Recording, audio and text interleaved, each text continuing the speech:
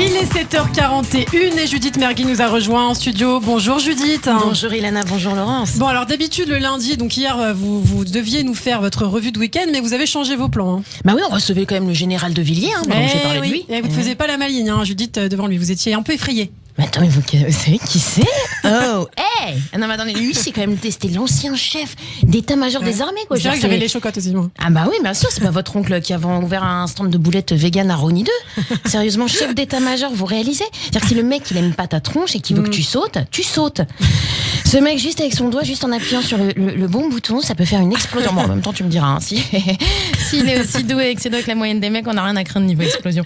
Et d'ailleurs, le général vous a beaucoup apprécié, il me l'a dit, il vous a trouvé très talentueuse. Est-ce que vous vous verriez peut-être en couple avec un général? Ça dépend s'il a un bon appart.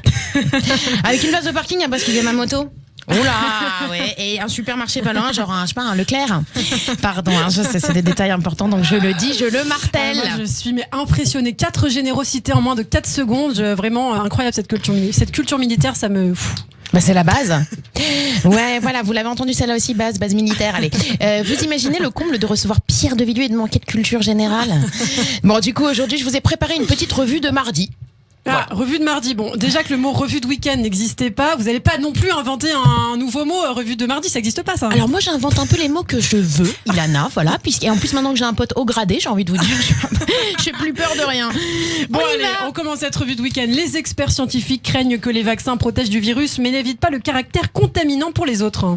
Vous vous foutez de moi là? Non mais on se fout de moi. C'est-à-dire qu'attendez, nous les Français, on voulait tous bien, on était prêts à aller s'inoculer un vaccin développé en moins de 15 jours par des chercheurs sous pression qui n'ont pas dû dormir depuis 6 mois.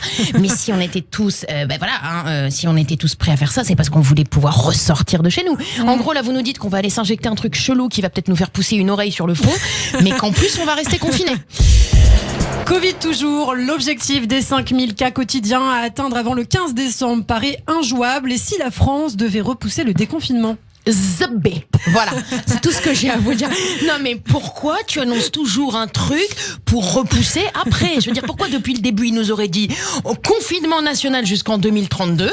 Du coup après, voilà, tout aurait souri, voilà, ça ne veut rien dire. Voilà, exactement. Et écoutez, l'auditeur qui aura compris ce que je voulais dire. Non mais écoutez, je propose que celui qui a compris ce que je voulais dire contacte la radio et il gagnera des places pour mon prochain spectacle en 2046.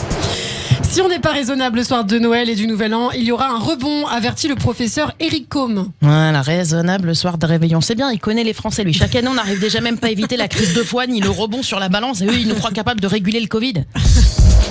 Politique internationale maintenant, négociation post-Brexit, dernière ligne droite et toujours pas d'accord. La question de la pêche bloque en partie les négociations. Ah bah les Britons, ils blaguent pas avec le fish and chips. En même temps, c'est leur seule spécialité, quoi. Non, ça commence à faire long, je trouve, cette procédure de divorce. Non, pire que Ben Affleck et Jennifer Garner.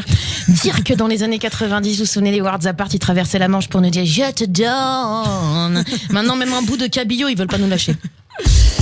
Visite d'État d'Abdel Fattah al-Sisi à Paris. Le chef d'État Emmanuel Macron préfère une politique de dialogue à une politique de boycott à l'égard de son partenaire égyptien, un fait qui déplaît aux défenseurs des droits de l'homme. Bah, si vous voulez, lui, il veut vendre ses rafales, alors le droit de l'homme en Égypte, il s'encarre le sarcophage, Mais bon, il aurait quand même pu un petit peu négocier, je pense, un petit peu genre Abdel Fattah.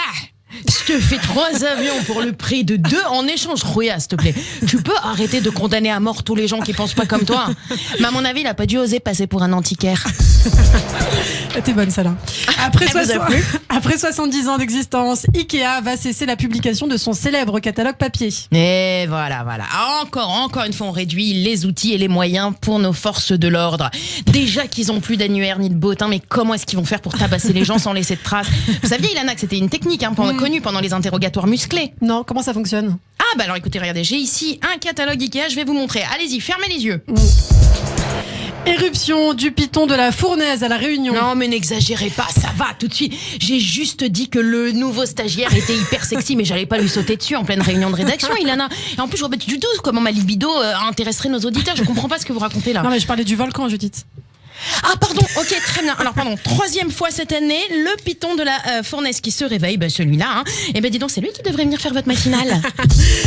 Merci Judith Mergui, on embrasse tous nos stagiaires sur Radio J, n'est-ce pas? Mais bien entendu, qu'ils sont tous aussi beaux les uns que les autres. Voilà, Judith Mergui qu'on retrouve dès demain sur Radio J.